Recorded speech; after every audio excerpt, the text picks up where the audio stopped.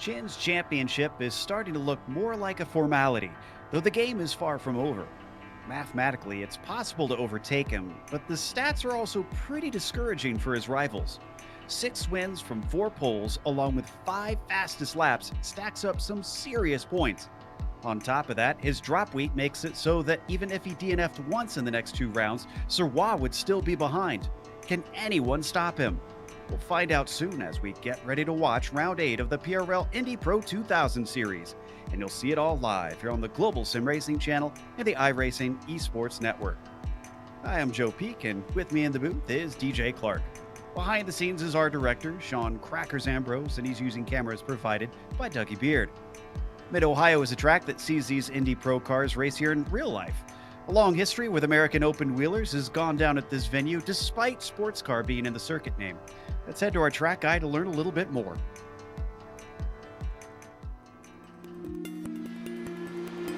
Welcome to the Mid-Ohio Sports Car Course. Located halfway between Columbus and Cleveland, Ohio, this track has become a road racing staple in the Midwest.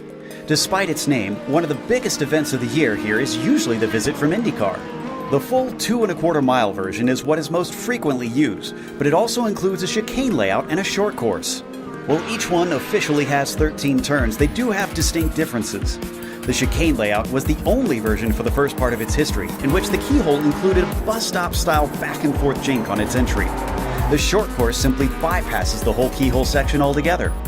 The various turns have some rather famous names, such as China Beach with its downhill braking, inviting you into its eponymous sand trap, or Madness, which is a single-file set of S's with drastic elevation change.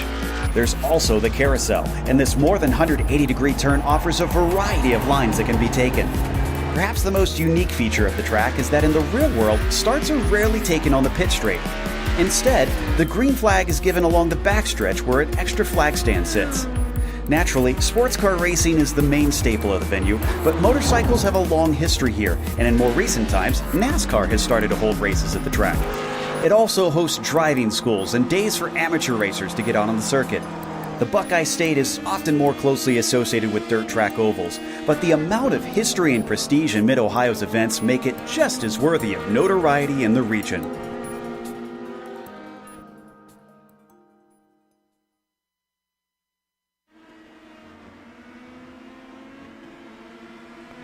Ohio has been the scene of some of the most incredible fights we've seen here on GSRC, but it's kind of odd that that's the case, DJ, because this is kind of a circuit known for being very tough to pass on. It is, Joe. Mid-Ohio is very much what they call a driver's course. It really challenges you the entire way around the track, but it doesn't provide any of those maximum overtaking opportunities. That said, as we saw when these guys came here last year in the PRL Indy Pro Series, you could see some good passes down into turn 2 into the keyhole or off the backstretch all the way down into turn 4 before China Beach. But in these open wheelers with low downforce, what makes this track so incredible and so difficult is the change in elevation. As this track goes over the natural curves of the Ohio landscape, it does something utterly unique. A lot of the curves have the crest of a hill right at the point where you want to be putting down the power on. And what that means is you've got to have a very, very soft right foot to be able to get this right and get a good lap around here. Challenges plenty who try and take on this little circuit here in Ohio, but before we get to the racing itself, we want to remind you that today's broadcast is proudly sponsored by ButtKicker. ButtKicker products add an incredible immersion and realism to any game. Feel every nuance and truly put yourself in the driver's seat. Check them out at thebuttkicker.com. Now, let's take a look at the championship as well, starting with the pro drivers standings. 221 points for Josh Chin. Just incredible. And we're only 7 rounds in so far. So while about 28 back, his consistency has at least kept him hanging in there. But at this point, it's starting to become by a thread. Everybody else back there probably won't be really much of a factor unless we get something crazy from Josh Chin, such as completely missing the final 3 rounds. So Gaillon, Legault, and Espedy are essentially fighting for scraps and probably the 3rd place come the end of the season. What about the AM standings? Is that any closer? It certainly is. You see there Dave Peterson currently on top with 186 points, and behind him is Owen McLaughlin, only 8 points back. Michael Broomhead, 14 points back of Peterson there. So those three all very, very much in contention. And keep your eye, too, on Kevin Santana and Tyler Gore. Gore's 32 points behind, but he's had a string of really good races, so he's going to hope to keep that momentum going. And I think, Joe, certainly this year, this is the championship to watch, as this is the close fight. Primo is rise to the top, and well, we've seen a lot of that this season, and it shows in the team standings as well. Team talent made up of Chin and Espedy there for most of their points are first and fourth in the championship, but keeping them at least honest, 33 points back. That's actually not impossible to overtake by the end of the season.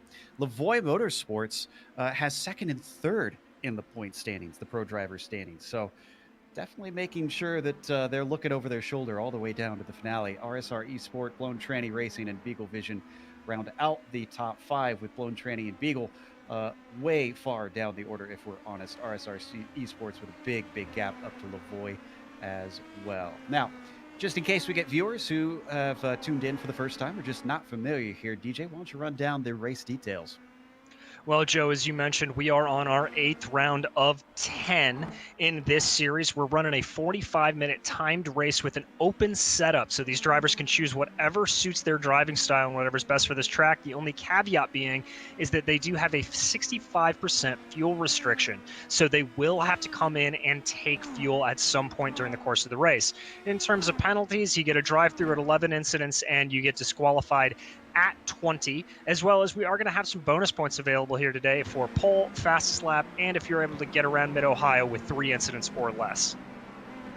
Now we've got qualifying happening, and Josh Chin, who is dominant in the warm-up, is on the provisional pole position, but there is hope. David Serrois, who wasn't even behind him in the warm-up in timing, he was actually in third. He's in second and is back by half a tenth. So Serrois, at least at this stage in the qualifying, is making it look closer. Let's hope that he can keep that up in terms of race pace. David Rodriguez doing fairly well here in the qualifying as well. He currently holds the inside of row 2. Rodriguez, who you see on screen there, making his way through Thunder Valley, not always the best qualifier, so really, really good laps from him there. And yeah, Joe, as you mentioned, real surprise there from Serrois to be that close, as now Andreas Eick goes to the top of the timing boards with a 1:16.356. That's a bit of a surprise here. Oh, I believe he was fourth when I looked at one point. I'm not sure if he lost that during or by the end of the warm-up, rather. But still, it is incredibly tight. Our top three are split by just under 6/100ths of a second. So they're going to have to find something special here. I almost wonder, since we do have teams out there, do you think it's worth in these final stages maybe trying to get your teammate with you to get a little bit of a slipstream down ways like towards the Keyhole or towards China Beach? I was actually thinking that a little bit earlier. It is a good idea if you can do it. The problem is that straightaway is not nearly as long as the ones where we've really seen that come into play on places like Road America. But if it can gain you that extra tenth of a second, and with as close as this top of the field is, I think it's certainly worth going for. The other driver to take a win this season is Declan Eady, and he's currently sitting in 5th position right now, about 4/10 off of our pole sitter. This is Aaron Roofs down into the line in 8th spot. That last one not going to be an improvement, though.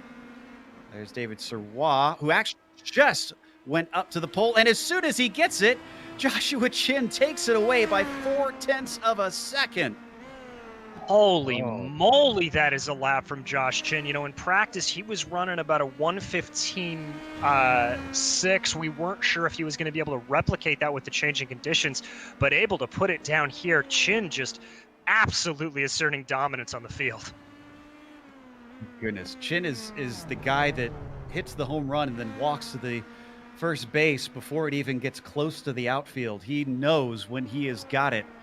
And right now, he has put a marker in the sand for everybody else to try and match him.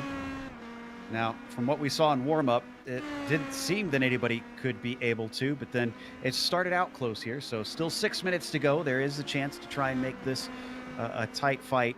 Our highest driver in the AM qualifying has actually been who's been quickest in many of the AM qualifying sessions, and that is Kevin Santana. Now, unfortunately, that 666 car, who is good in qualifying, often is a little less consistent in the race.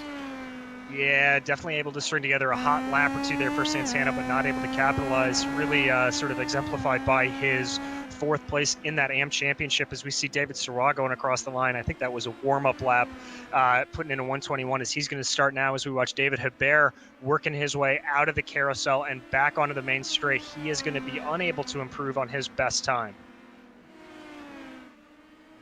Continues around, Chin's back on track to still see if he can improve, but he's starting a new one. This is Adam Wright, checking to see if we've got any other challengers coming through.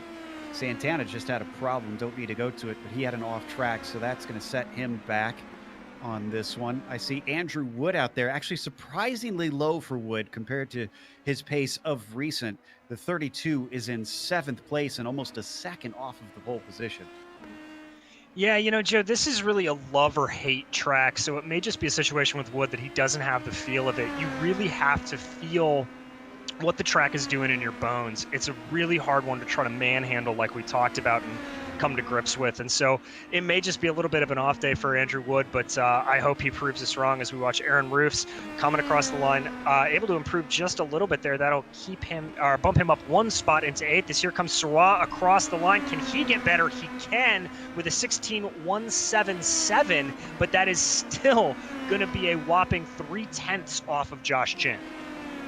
Just, oh my goodness, I'm flabbergasted. This is like watching some of Schumacher's qualifyings and the way he would just dominate the field. Let's see, this is Josh Chin coming around to complete another lap, but that one was not quicker. So he's still getting the car spooled up. Let's see who else is coming down. And it looks like, Matthew Hall showing how not to do that final corner. You know, that's one of those turns that I feel like, depending on the car, it can be either incredibly unassuming or ferociously dangerous. Very much so, and a lot of it depends on your setup. You know, this is a track that does have these long straights, so you think you want to kind of optimize, run a little bit of lower downforce. But in reality, if you do that setup, you are really going to compromise yourself in those sweeping corners like that. Turn 13, as we watch Andreas Eick there, barely getting it through there, unable to improve, only about a 10th back. He still sits in 3rd. Arnett down in 24th. And he does improve by half a second. That'll put him up to 23rd, though, unfortunately. Not much of an improvement. Edie just crossed the line, not able to go any quicker, stays in P5. Sirwa was on a slow lap, I believe. I thought I saw him letting people by, so getting himself ready for a charge. Roofs, in the meantime, has that one not count, so he must have had an off track somewhere around the circuit. Down to 2.5 minutes left to go. Enough time for maybe 2 more laps for our cars on track.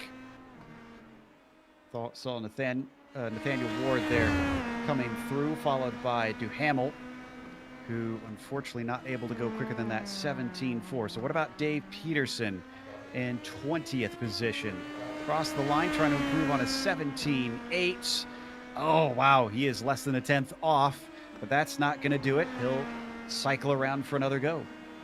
He'll want to keep pushing here and see what he can do. Hopefully he's got enough fuel in the tank to do it. As we watch here, Andreas Eick currently 3rd. He's going to come across the line here, able to improve just a little bit there, up to a 13.2, but not going to be fast enough for him. As here comes Michael Broomhead coming across the line. I think that's a warm-up lap for Broomhead, way off the pace there. Appears to be the case. Declan Edie one more time. Oh, and a 16.496. What's that going to do? Well, not a lot, apparently, as he stays put in 4th. So a tiny little improvement. Seems like other drivers are finding something out there, but that something is not enough. Aaron Roofs is the next to give it a go from 8th, and that one will only be a 17.5 for him that time by. Another one from Nathaniel Ward. And you saw it. Sorry, Joe. I was going to say, you saw it there pop up on your screen that one of those drivers able to improve a little bit, Joshua Chin, upping his time to a 15.7 dead. So that puts him almost a full half a second up on the field. Just phenomenal. 27 cars have all taken laps so far here in the qualifying. 27 entries so far. So we should get everybody in place. Ike, 16.3. So that should, no, it does not bump him up any higher. He stays in third. Another one that just can't quite get enough underneath him. Here's Sirwa, currently sitting in second with half a second to try and make up. And it's a 16 flat. That is close, but only brings it within 0.3 of Joshua Chin. It's interesting that we're seeing so much improvement here. The track conditions haven't changed a whole lot since we first started coverage. It's about 84 degrees Fahrenheit out there. No, I think these guys are deliberately setting up for a little bit of longer qualifying runs, making sure that they can get maximum heat in their tires. You know, 84 is a relatively cool temperature for what you think of running in these open wheel cars. So I think that's what they're banking on is Sean Duhamel. They're unable to improve as the checkered flag flies here for qualifying. Next cross is going to be Sirwa, followed by Wildridge. And the number 9. As this is the last opportunity, if they are on a flying lap and cross the line before the checkered flag waved, they are allowed to finish this. Up and over the leap into Thunder Valley. Car looking a little bit unstable coming over that crest, but he holds on to it. That cost him valuable time. His last one through was his quickest lap so far. He needs to go one better, and by quite a margin, he doesn't think he can, as he's going to come into pit lane. Wildridge will as well. Aaron Roofs is going to attempt it. And the number 26 down into the timing line. No, 16.8's not going to be quicker for him. What about Guyon? The number 808. He's got a 16.7 as his fastest. A 16.9 will certainly not do it for him, as Nathaniel Ward will be next here. DJ?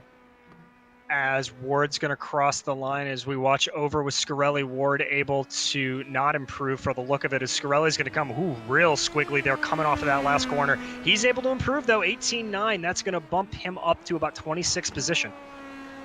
You're the last of our runners in the qualifying. It is over now. Let's go through your starting order for today. Josh Chin with a serious pole position time, and David Sirwa a distant 3.5 of a second. Andreas Ike temporarily hold that pole position, but wound up in third in the end. He'll be flanked by Declan Eady to his outside. David Rodriguez starting in 5th will be followed by Nathaniel Ward in P6. Alex Guyon starts 7th. You've got Andrew Wood in P8 and Aaron Roofs in 9th. Our first AM driver is going to be Kevin Santana starting in 10th. Starting off in 11th is going to be Jean-Francois Mattei, followed by Owen McLaughlin, our second AM driver. Matthew Hall is going to line up in 13th, followed by Paul Wildridge, Olivier Legault, and Eric LeBlanc taking up row 8 behind them. Adam Wright and Sean Duhamel back there in row 9, and in 19th, Michael Broomhead, followed by Dave Peterson, your AM points leader, in 20th. Ronald Gore starts 21st with Matthew Gunderson in 22nd.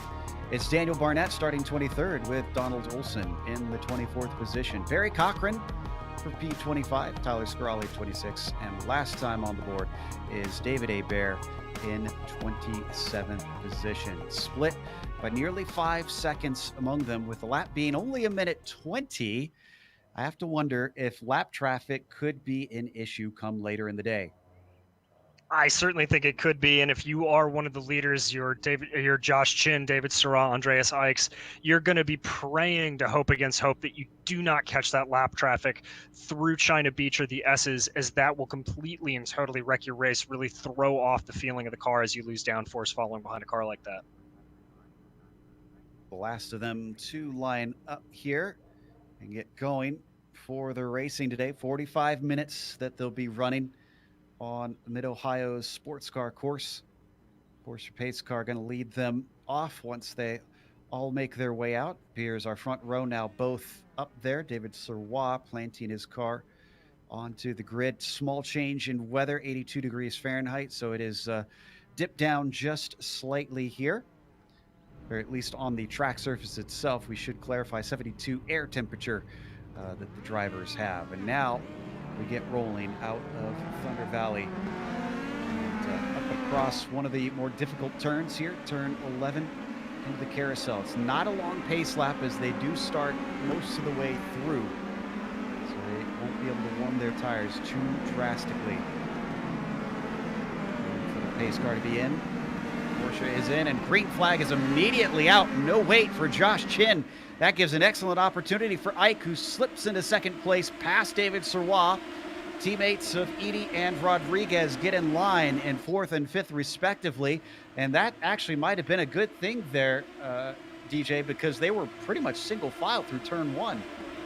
They were. You avoid that carnage that you so often see as you've got a spinner there behind you. I think that's Barry Cochran there losing out. But we're going to stay here on these leaders as they're going to come down this long run out of the keyhole for the first time. It looks like that's Declan Eady turning to take a look there at David Serrois for third. He may try to make a move into China Beach. It's not to do so. Ike was close. Oh, and a little bit of a look after the apex for Eady. Very fast through the mid-corner. Almost sets him up coming into the S's, but Serrois fends him off. Interesting stuff. Interesting pace from the two teammates of Rodriguez and Eady here on the first lap. They're being followed by Nathaniel Ward back there in sixth place. Up and over the lead. A bad exit for Andrew Wood as he spins the tires up. Just about finishing one complete lap here at Mid-Ohio. And I really have to give credit there on that opening lap to Joshua Chin, just absolutely perfectly anticipating when that green was going to come, was able to catch David Serrois out napping, and Serrois has to be kicking himself right now after that start, as that's really, really going to put a kibosh on any sort of championship hopes that he may have harbored. At our first major incident, Adam Wright unfortunately drove himself off the track and into the wall as we go side by side into the keyhole. That would be Wood losing out to Nathaniel Ward. Ward takes sixth place away, but is he going to have to give it back? Slipstream in the favor of Andrew Wood. Just stalking him, trying to pull up. But like you mentioned earlier, it doesn't seem to be working hard enough, and he doesn't manage to get the overlap. No, he doesn't, and I'm starting to wonder a little bit if maybe the way to make that pass here today is going to be the way that you saw Declan Eady thinking about doing it, going through that last time, sort of poking your nose out into turn 5, as we're going to follow Declan on board here. Whoo, big kick over opposite lock there, trying to catch the car coming through Thunder Valley. Right on the gearbox of that car ahead.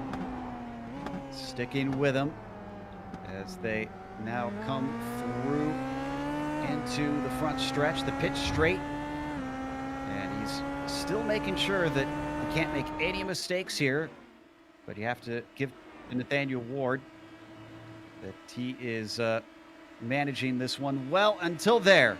Bad exit off of turn 1. Here comes Wood looking to the inside.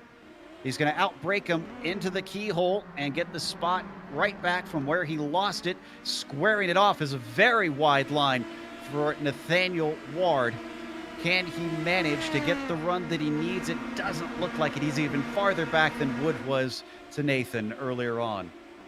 Really, really heads up play there from Andrew Wood, just being able to position the car. You know, that corner is it is an off-camber corner, and you don't really expect it to be. So if you get out wide there like Nathaniel Ward did, it is very hard to collect the grip. So I think Wood knew that he could position the car just right and force him out wide. We'll look at P3, because Declan Eady has been climbing over the rear wing of David Serrois. And here you see them heading up over turn 11 and into the carousel. Now this was even closer through the S's. Eady had less than a car length between them through much of that series of corners. They come onto the front stretch. It could be just a matter of time, or maybe this could be a little bit of difference in setup. I think it might be, as you know, I was watching Siraj during that qualifying, and it looked like he was maybe running a little bit more trimmed out. His car was looser coming through the high-speed corners. But now we're going to have to see, with Edie having a good run here, he's going to take a little bit of a wider line to get a more powerful exit off of the keyhole. I don't think he's going to be quite close enough to make something happen here, but he's certainly at least trying to pressure David Sawat, and at a track like this, that pressure can lead to a mistake, and a mistake can send you right into the gravel. And closes up. This is how close he was last time when I was watching. So can he do anything with this is the question. It's one thing to get right up behind him here in this section. It's almost impossible to pass, though. Yeah, really, once you've... Whoa! And there goes off and into the barrier. Spins the car around. He just tapped his nose on it. The 013 trying to get it turned around. There you can see him having to do a full K-turn just to get it pointed in the right direction. And that sent him down to 19th just from that one flip up. Here's the replay. You watch it here as they work their way down, and I think what happened is he just got on the power. Yep, it's right on the crest of that hill like we talked about at the top, Joe. That turn 9, the corner falls away from you. You have to be late on the power, otherwise you spin out, and that's exactly what happened to Declan Eady. Just got the power down too early, and that sent him careening into that tire barrier.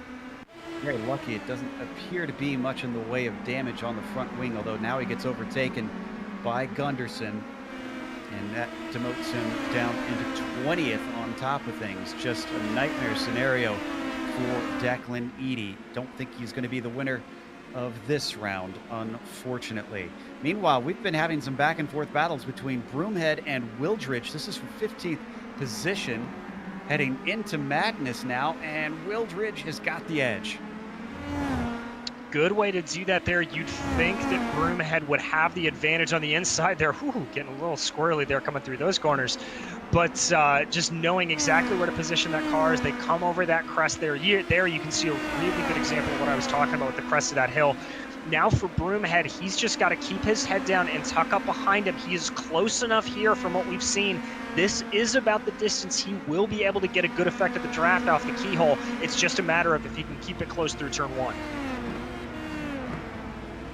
That very swift corner, so trying to withstand the wake will be difficult, and he falls back almost immediately. Broomhead losing out right when he needs it. Behind him, Peterson and Gore giving watch. They know if this battle gets any more fierce, they have potential to maybe sneak one through. Way off and into the grass. Poor exit for Broomhead, having to keep the car from spinning, but somehow he actually keeps the momentum up quite well. I thought for sure that Peterson would be on the attack right here. I thought he would be too, Joe, but great job from Broomhead to keep that power down. I think he just had his foot down the entire time and said, I don't care what surface I'm on, I'm going to keep going. But, and there you see a little bit Dave Peterson doing what Dave Peterson does during the course of these races. You know, the reason why he is leading the AMP championship is because he is just a methodical driver, picking guys off one by one and forcing them into mistakes.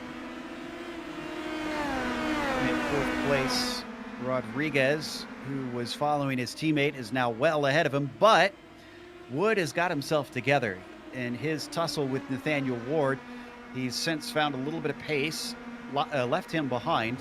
It is on the attack with the number 15 in his sights. They come up into the keyhole, hitting the brakes up and over the crest, trying to get the launch off the corner. We look back from Rodriguez over his rear wing at Andrew Wood.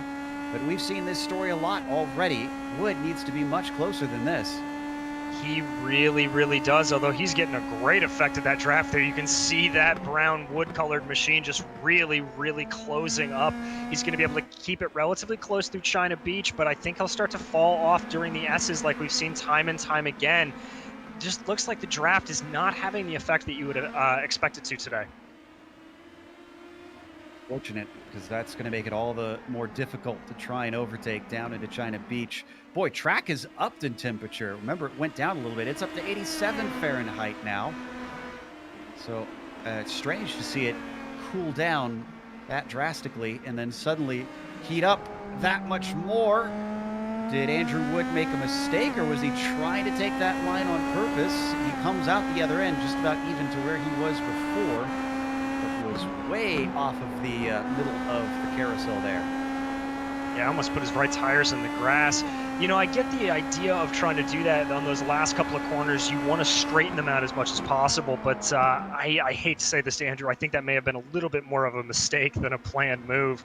But as he gets out of the keyhole there, it gets a little bit squirrely. The front of the car just not getting the grip that he needs, and he's going to be farther back now than he was on the last lap to Rodriguez, as this battle for P4 really starting to sort of separate out a little bit as time goes along. Overtake for 10th place is Kevin Santana. 11th place, actually, I believe.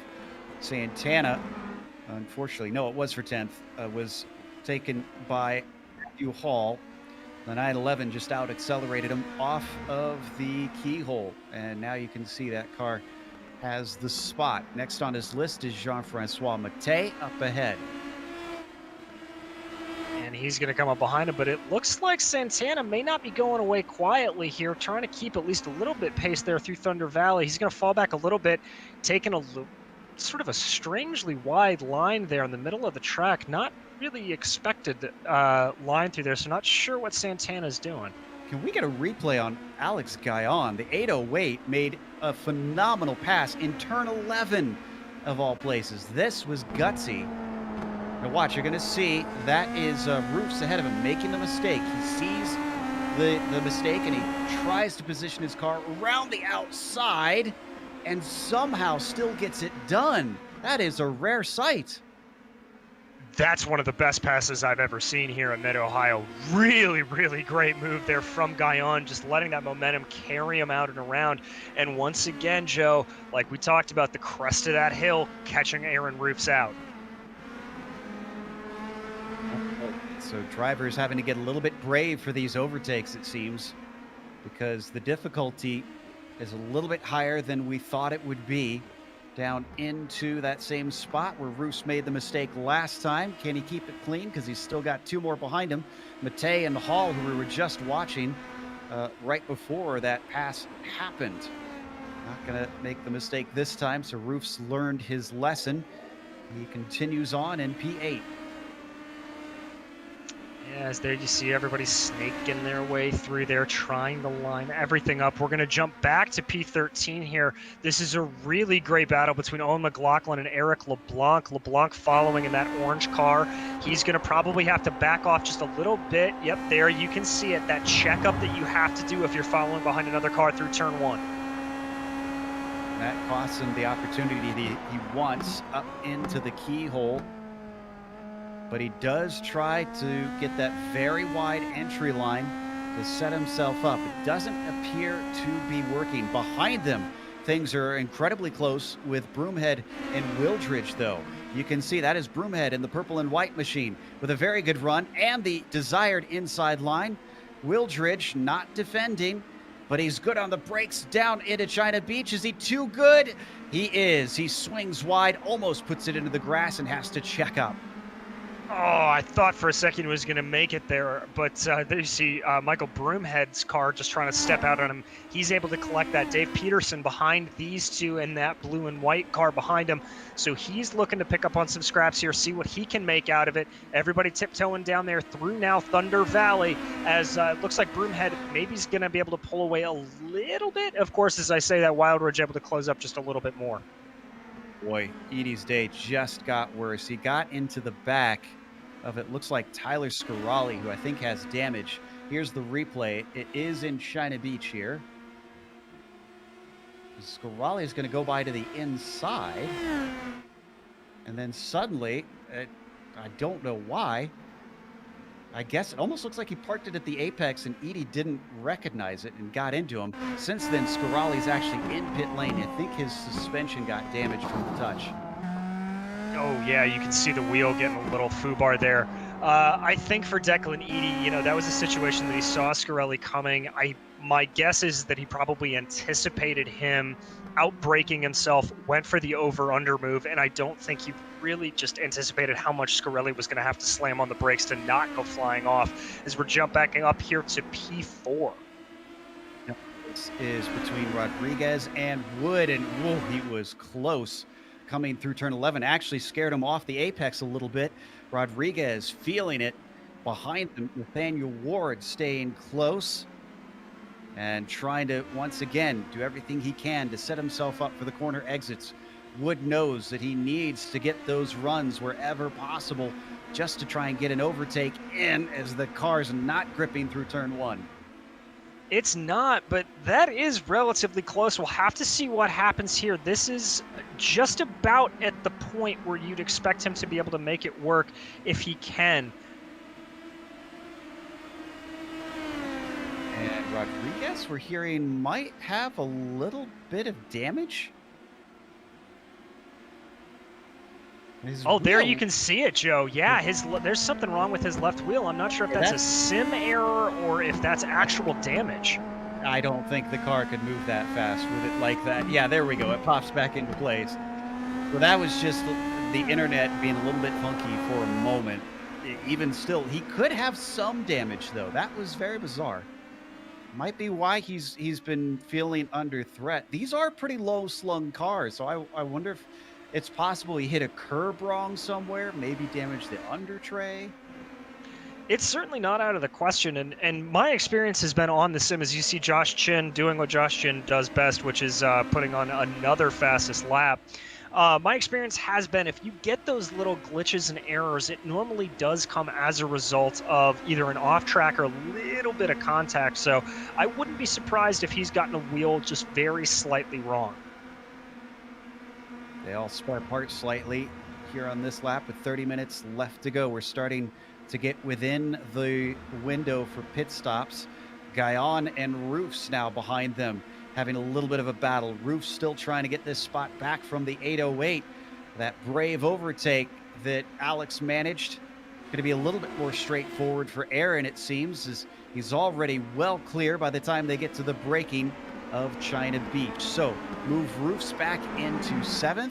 Guyon now suddenly very much under threat. Jean-Francois Mattei all over him. Things getting a little bit bottled up here in the mid-pack. Yeah, just getting a little bits of the cork on the top of the bottle there is Mattei. Oh, who's that off? I think that's that looks like it's Rodriguez. Rodriguez is off behind him. Oh no. And he's missing his front wing. This one might be legitimate. I think he spun coming over the leap here and then was just kind of stuck in the middle of the track. Here's the replay.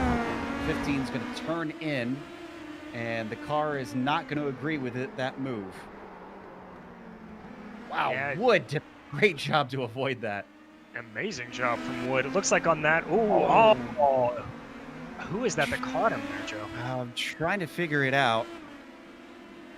It was,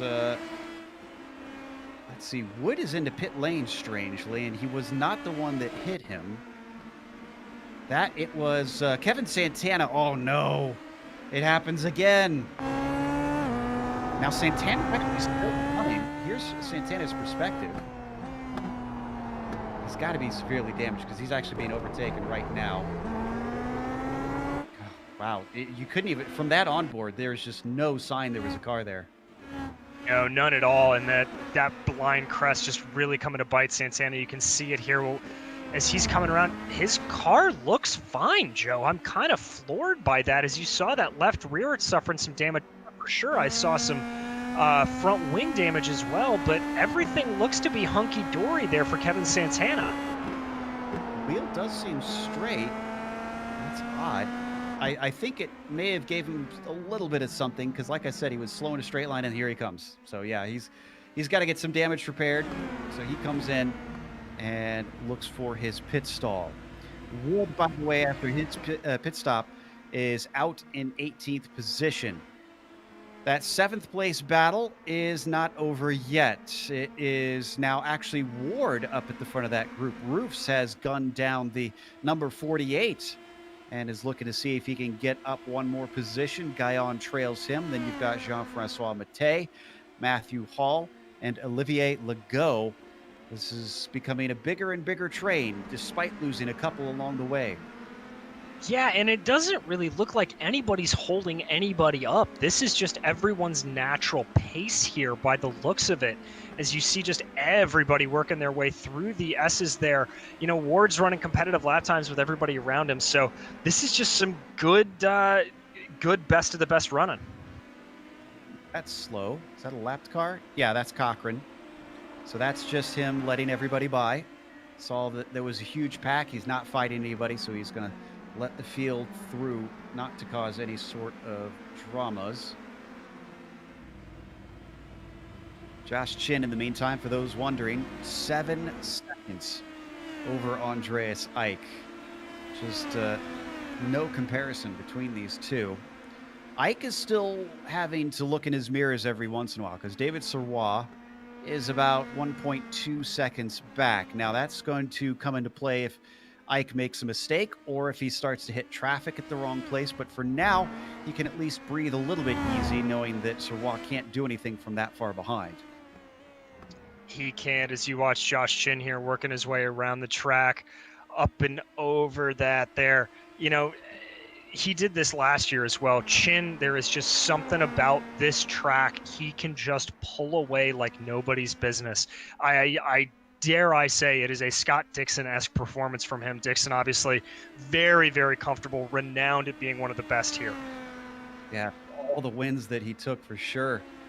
And didn't do so well this year, unfortunately, but his reputation still stands up for him. Josh Chin continuing to streak away amongst some of these lapped cars who have either stopped early or run into issues.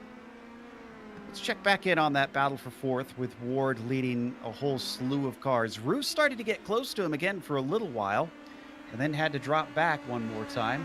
That is Roos that we see in the blue and yellow machine.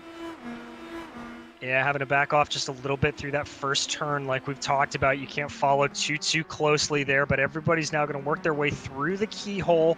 Roofs doesn't exactly get the run off of there that he wants, and so everybody's going to stay relatively spread out. As you look in the background there, that is Jean-Francois Mattei and Matthew Hall that are running close together.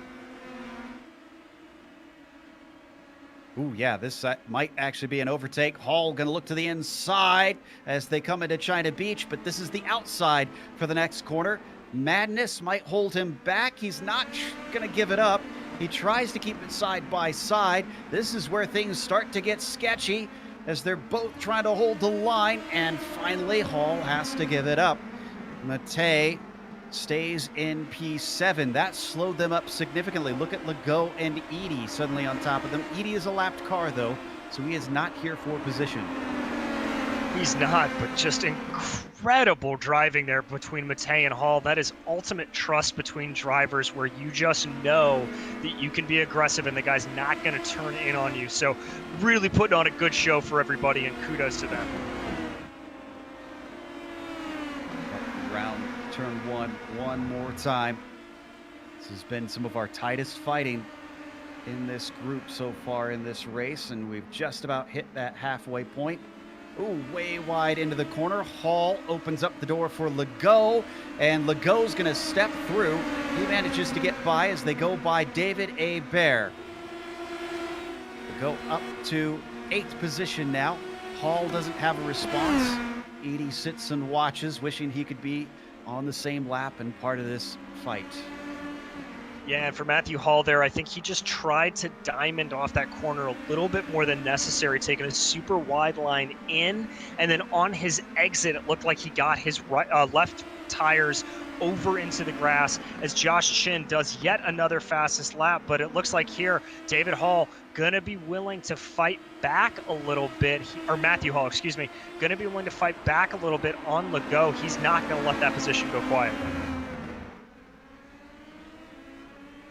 Through the carousel onto the front stretch. Let's see if Hall can get close enough behind him on the run up to the keyhole as Josh Chin has stopped into the pits. Should be a scheduled stop for him. Actually, maybe not. Chin is in quite long. Oh, Chin is at a wreck. Chin is at a major wreck. This happened out of turn 1 about 50 seconds ago.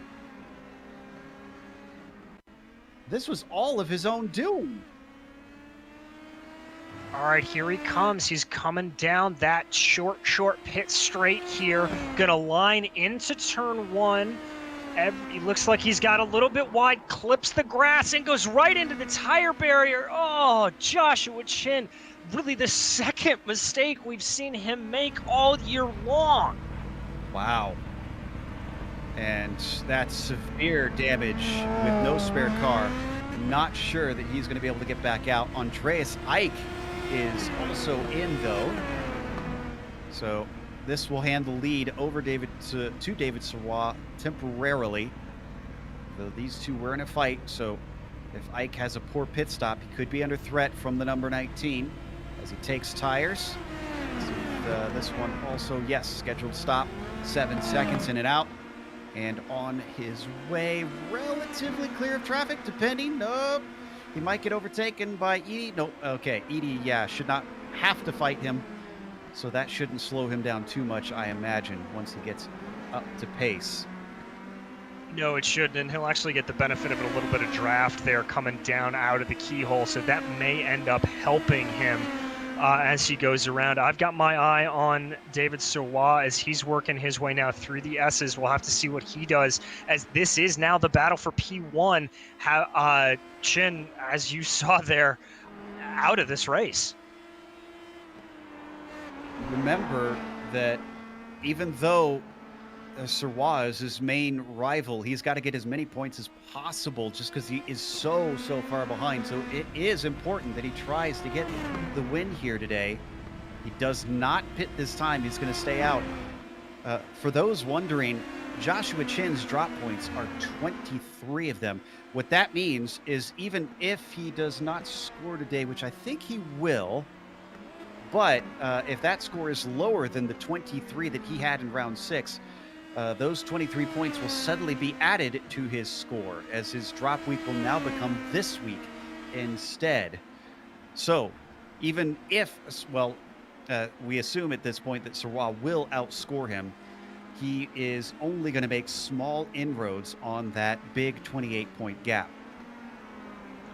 Well, and what's interesting, Joe, is that we head to Richmond next week. You know, it's a short track, it's an oval. That throws a little bit of unpredictability in it. So this championship may not be as done and dusted as we thought.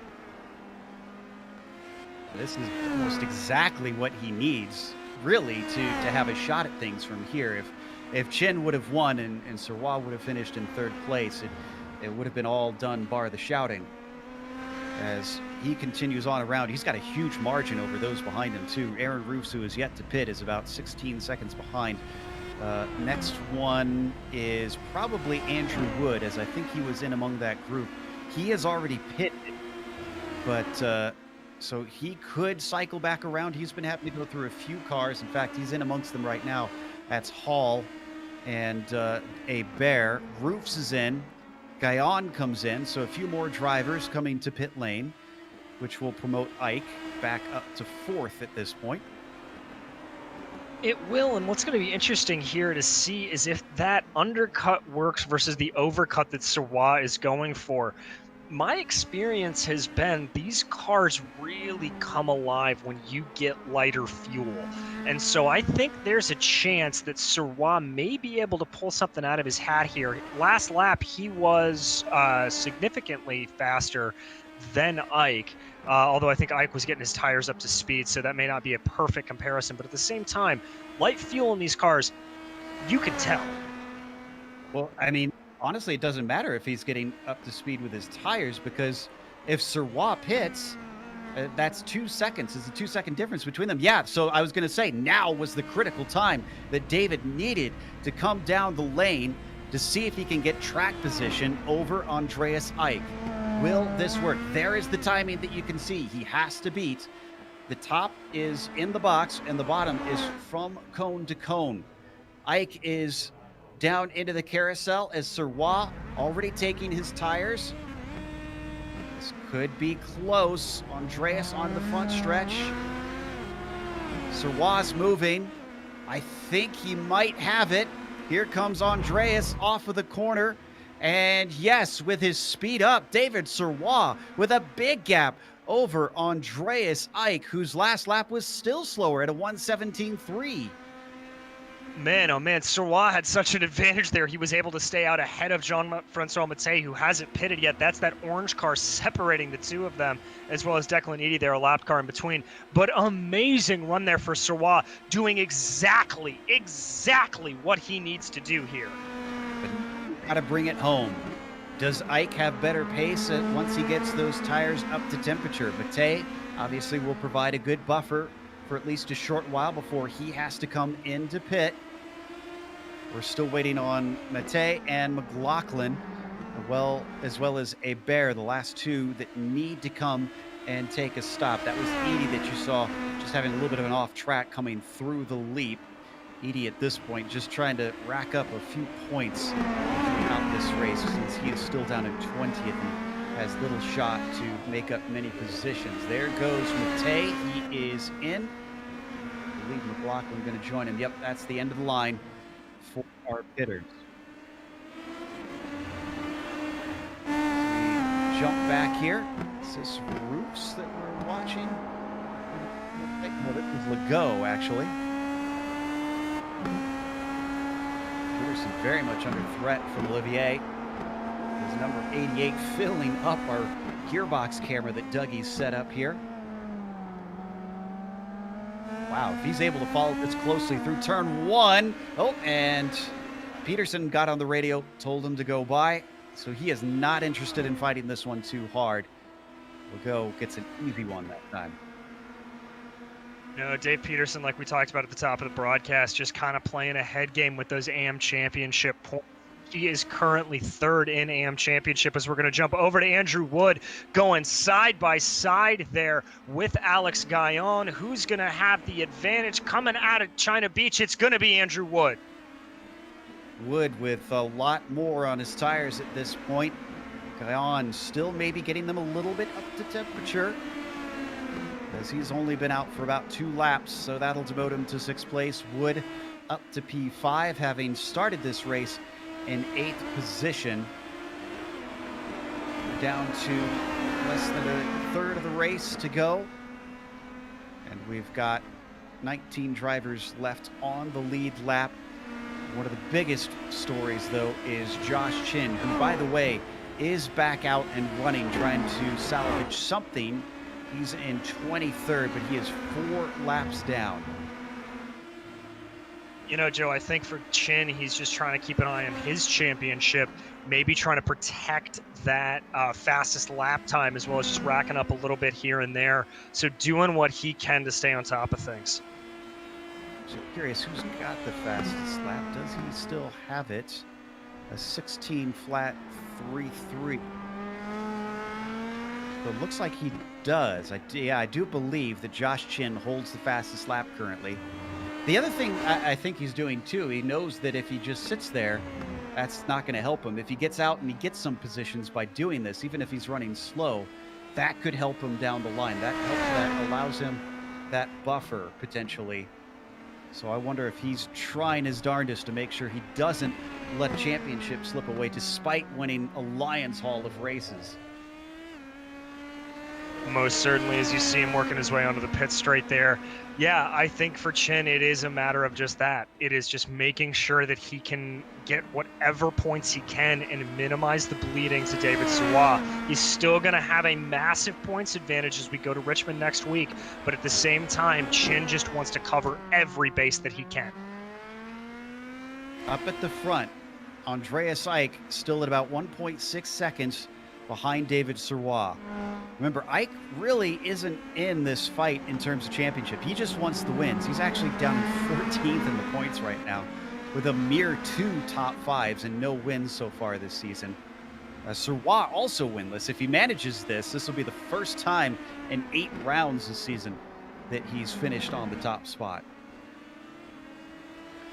But let us not take that away from David Sirwa. He really has put in a great season, just sort of consistently finishing P2 over and over and over again. So if he is able to pull this out, massive congratulations to David, as he certainly does deserve it.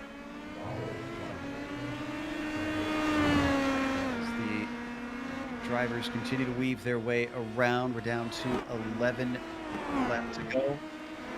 The fourth place fight that has been on and off and on and off and on and off is Aaron Roofs and Andrew Wood. Guyon still holding on to Wood, even though he's been overtaken recently. And actually, Andrew looking awful tidy off the final carousel. Can he get himself a shot into the keyhole? They swing it through turn one, and he is much better down to the apex as he comes up behind. Looks to the right side. Roofs is not going to defend. He'll leave the door open. Maybe looking for an over-under here, potentially. Looking for the better exit. And I think he's going to get it, if just slightly. Wood knows it. He immediately ducks down to the inside, making sure that he doesn't give the desired line away into China Beach. Wheel to wheel. It's a game of chicken under braking. And who is going to get it? I believe Andrew Wood will retain that fourth place with a great move that took a couple corners, but he gets it done. Really incredible driving there from Wood as Roof starts to think about coming back to the inside, forced to back off as he runs over the curb. That may open him up to Guyon. But what's really incredible here, Joe, is the fact that Andrew Wood's tires are 8 or 9 laps older than Aaron Roof's. I mean, it's just remarkable he's able to have that much grip and able to put it down in areas where we haven't seen anybody else really be able to up to this point. Phenomenal stuff from the number 32. That'll get him into fourth place. By the way, I did some looking, and a 23rd position will get 8 points for Josh Chin right now. Obviously, that's not a lot of points, but again, if it comes down to drop weeks, because in the final round, they cannot use a drop week. So if he DNFs, he needs those 8 points. Meanwhile, as they come out onto the backstretch, Andrew Wood leaving Aaron Roofs behind, and Roofs has got to start looking in his mirrors once again because Alex Guyon is getting bigger in them. He certainly is, and we've seen this happen time and time again.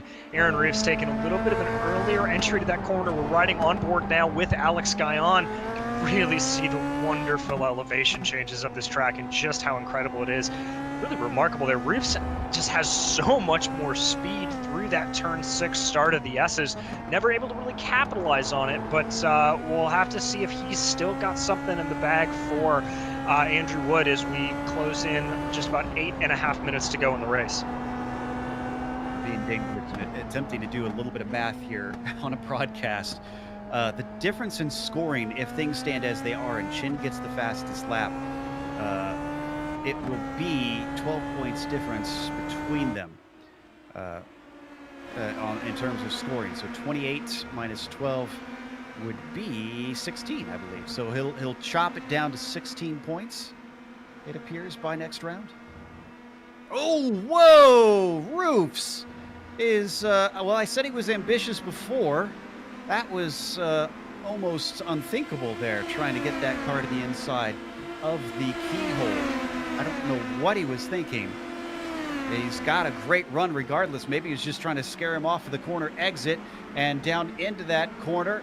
He manages to get to the inside, holds on around the outside as they come through. Car bobbles. He keeps the overlap, forces him from taking the apex, but Wood says, I don't need it. I'll keep that fourth place anyways. Great defense there from Andrew Wood, knowing exactly where to position his car, but Aaron Roofs not going away by any stretch of the imagination. But this is where this gets interesting. That's Barry Cochran there right in front of him, lap traffic. He's going to try to get off to the side, but I think that's going to disadvantage Roofs. Yes, it is. Roofs has got to get off the power. That's going to put him back of Andrew Wood, so he may have to wait another lap here to really try to go after him again. Really needed that right then. Things were getting so intense. I think he needed to reset, and he got his wish. So the 32 has himself about an 0.8 of a second buffer back to Aaron Roofs. This is not over by any stretch of the imagination, and one of our closest fights on track still.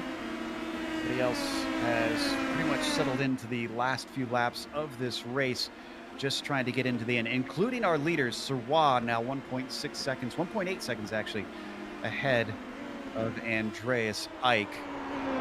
There you see our Canadian leader currently. David now just really, really trying to focus in, make sure he can keep that gap where it is. He hasn't been growing it by leaps and bounds, but he's just been doing it sort of millisecond by millisecond over the course of the laps. I've been keeping my eye out of the corner of my eyes on him. Really, really good job. Just got fourth. I think, yeah, oh, this was a mistake. This is actually a fantastic catch by Wood. If we can get a replay on board.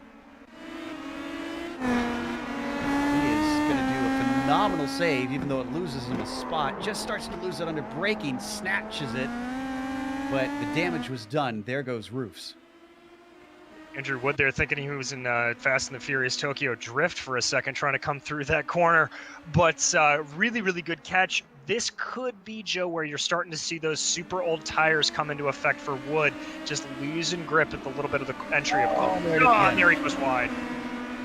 Once again on the corner exit, car did not want to use the grip that he thought was available.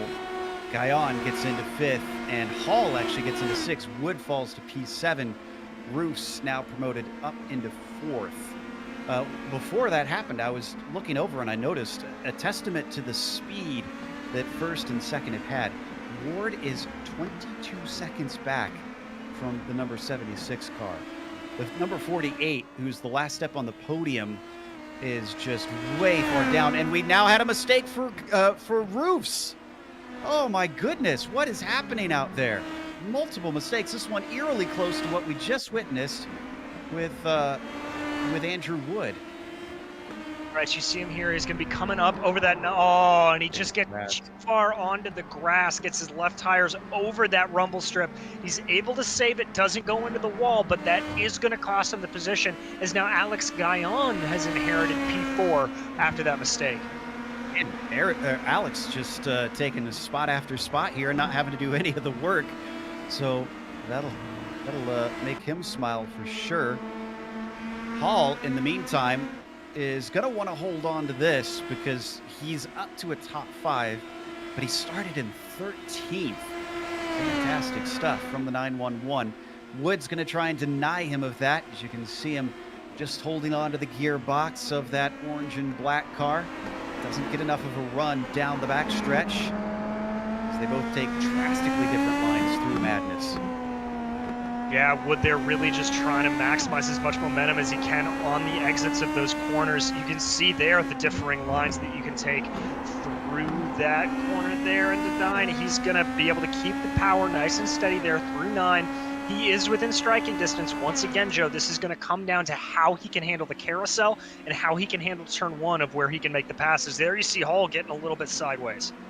And we red mist has got to be down for Andrew Wood after making mistakes and handing over valuable spots. Going up to that critical corner 1. Looking a little bit better, closer to that apex curb. You can see the momentum that's got him as he closes down in, and he's going to look for it. Doesn't close the door quick enough. Matthew Hall still able to fend him off, and off into the dirt goes Andrew Wood, costing himself momentum. That's going to pin him back just a little bit, over just 2.5 minutes to go here for Wood, so he's really got to put it down. You know, that's about the 5th or 6th time we've watched on screen Andrew Wood taking a different line through turn 1. I don't know if it's his setup or if it's just inherent driving ability, but he seems like he is the only driver that is able to actually keep a good gap through that first corner, Joe. Laps to go as Serwa has just gone by the line. He got held up by traffic too. It's about 1.1 seconds now between the pair of them. So this is starting to get a little nerve-wracking, I'm sure, for the number 19, still in search of his first victory. There on screen, and how much closer Ike is as well. Ike's really putting the power down here. About 1 second back now. That is just about the limit of where you're going to start to feel the draft in these cars, so that can certainly help him. You watch him, Serwa getting a little squirrely up over the rise there through China Beach. Here it's all down to Ike. He's been able to take out another 1/10 of a second out of Serwa, as now they work their way over that tricky turn 9 down into Thunder Hill, or Thunder Valley rather. This is going to be all on the line for Ike. We've got about a minute to go. And update, we don't need a replay, but Broomhead made a similar mistake to Chin in turn 1, hit the wall. He's going to have a DNF for today. To the line, and the white flag waves for Sirois, but he's only got 0.6 of a second. That lap traffic really changed the complexion. He watches from behind.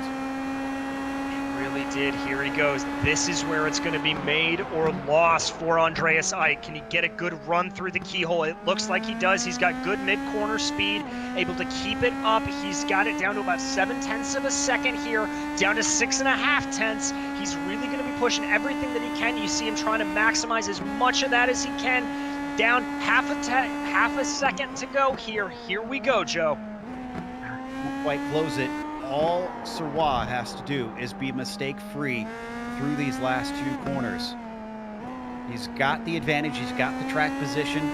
He's got to know that it's nearly impossible to get by on track from here unless something desperate happens from Eick.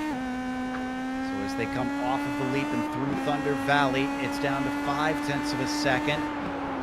He's close, but he's not close enough. He's off the apex, and now Eick is the one making mistakes. David Sirois has been trying, and finally he will taste victory here at Mid-Ohio. Great run there for David Sirois, doing exactly what he needs to do, and great run for Andreas Eick to keep up that pressure, as now we've got to wait that 26 seconds we talked about for Nathaniel Ward to cross over the line as he works his way through the carousel now to pick up his podium position. Nicely done by the 48. Andrew Wood is climbing all over the back of Matthew Hall right now, desperately looking to try and get by, but I don't think he's going to have it. Hall going from 13th to 5th and under severe pressure. My hat is off to him. As we're now going to follow, here comes Olivier Legault crossing across the line. Here he will finish in P10, followed by that looked like it was McLaughlin behind him in 11. Got a little bit of battle between Gore and Wildridge. Gore just got 14th spot. This is one of the last runners on the lead lap. Wildridge looking left and right, hoping he can find somewhere through. The teammate of Gore, Gunderson, starting to approach them. And I don't think there's anything to be done, unfortunately, for Paul, as Tyler will claim 14th, 15th for Wildridge, 16th for Gunderson. That's the last of our lead lap drivers, so we're going to take a break. We'll come back not only with the unofficial results, but we'll have driver interviews, so stick around.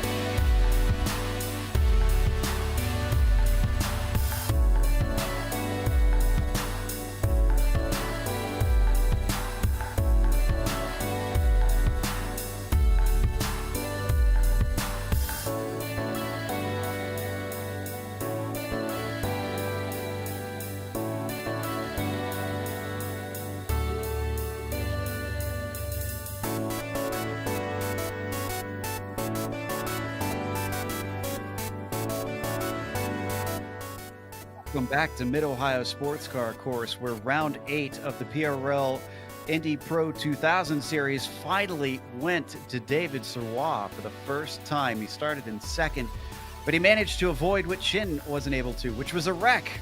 And David Sirois cruised it home. with Andreas Ike chasing him, but at 3/10 back, doesn't matter how far behind. All that matters is Sirwa takes the points and the victory. Nathaniel Ward very distant in third, but still a nice, calm, cool, collected run, and Alex Guyon bumps his way up to fourth as everybody else kept slipping off track. Matthew Hall, similar situation from 13th to 5th. Of course, Andrew Wood probably kicking himself with a sixth place that could have been potentially as high as a podium. Jean-Francois Mattei was back there in seventh, followed by Eric LeBlanc. Bit of an anonymous race for him, but a good point stay in eighth. Aaron Roofs finished ninth, another one that probably was thinking a lot more was on par for him if he hadn't have made mistakes. And then Olivier Legault rounds out your top 10. Coming home in 11th is Owen McLaughlin in front of Dave Peterson. That is the battle for the AM Championship right there. Following them, David Rodriguez and Tyler Gore. Paul Wildridge in 15th, Matthew Gunderson in 16th. Declan Eady a lap down after that early on incidents in 17th, followed by Donald Olson and Sean Duhamel in 18th and 19th. And in 20th, 2 laps down, was Michael Broomhead. Bear on down. It's not quite DNF, say Bear 21st, Chin 22nd. He did finish the race, but it was 4 laps down. Behind him, all drivers that unfortunately called it a day early. So we have our winner ready to talk to us, David Sirwa, who has been looking for this victory for many, many rounds. And my first question, David, is it champagne or Labatt that's being sprayed now? Well, it's champagne for me. Congratulations, sir. Is this just a huge relief after looking for that victory so many times this season? No, not really. As long as I'm on the podium, I'm very happy. Usually, because fighting with guys like Joshua Chin and Andreas Ike and Declan Eady, it's I'm very happy if I can follow them and if I can steal a podium from them. So a win is just like we say in French, la cerise sur le sundae. Awesome stuff. Well, you've actually got an oval round coming up next. I believe it's the last one of the season at Richmond, considering you did fairly decently last time at the last oval. Do you have high hopes heading off to Virginia? That's an oval, I think. I don't have any hopes for ovals because we always need some luck to perform well on oval. And oval has never been where I perform the best. So I think I will be good for a podium finish. So yeah, I think it's going to be fine. Well, out free, and hopefully we will get to talk to you for that podium. Thank you, guys. David Sirwa, our winner here today. It appears neither of the other drivers are all that interested in talking to us. Maybe they're also just out enjoying their win. We're going to close up then with a big thank you to the sponsor of the series, ButtKicker. If you want to check out their products and help up your game on your sim rig, they are at thebuttkicker.com. Thanks to the companies that provide the software and the hardware for our broadcast. We've got them listed on the screen along with June Lalonde, who provides our wonderful music. Check out our Bandcamp if you want to see what kind of stuff that you can get from her. And also thanks to the team, DJ, Sean, and Dougie. If you'd like to find out more about GSRC, including upcoming races, you can find it at globalsimracingchannel.com. Our social media includes Twitter at GSR Channel, Facebook at Global Sim Racing Channel, and Instagram at GSRC_Graham. The next race, as we mentioned, is at Richmond, and it seems the championship is going to at least be a little bit closer when we get there. Thursday, November 19th at 9 p.m. Eastern is when that goes live. We have upcoming races for other series listed on the screen. Check those out and mark them down on your calendar. But in just a few moments' time, we're going retro racing for Lionheart Retro in the Lotus 79. That'll be at Laguna Seca at 10:30 p.m. Eastern. But until next time, race clean, race hard. See you on the track.